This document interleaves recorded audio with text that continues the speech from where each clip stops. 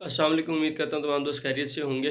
सबसे पहले तमाम मुसलमान भाइयों को मेरी तरफ से दिल की गहराइयों से ईद मुबारक, रमज़ान मुबारक। जिन्होंने रोज़े रखे उन्हें रोज़े मुबारक और तरावियाँ पढ़ी तरावियाँ मुबारक। तमाम इबादत अल्लाह पाक हमारी कबूल करे और तमाम दुआएँ जो हमारी तमाम जायज़ दुआएँ हैं वो पूरी करे।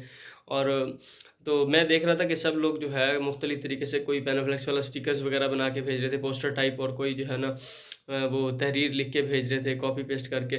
मुख्तलिफ़ दोस्तों को मैसेजेस वगैरह आ रहे थे, तो मैं फ़र्दन-फ़र्दन देख रहा था, तो मुझे लगा कि यार मुझे ना कुछ यूनिक सा करना चाहिए। तो मैंने तो जनाब मैं ये वीडियो पैगाम आप लोगों को रिकॉर्ड करके मैंने कहा कि आप लोगों को लाइव आके जो है ना ईद की मुबारकबाद दें।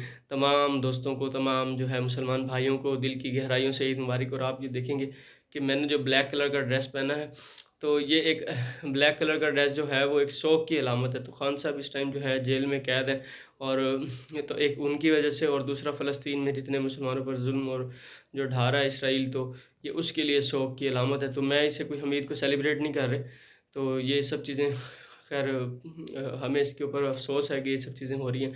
असल ईद हमारी उस टाइम होगी जब फ़लस्तीन वाला मसला हल हो जाएगा, गज़ा के बच्चों पे ज़ुल्म बंद हो जाएगा, और जो है इमरान खान साहब जेल से बाहर आ जाएँगे। तमाम दोस्तों का शुक्रिया। अस्सलाम वालेकुम। अल्लाह हाफ़िज़।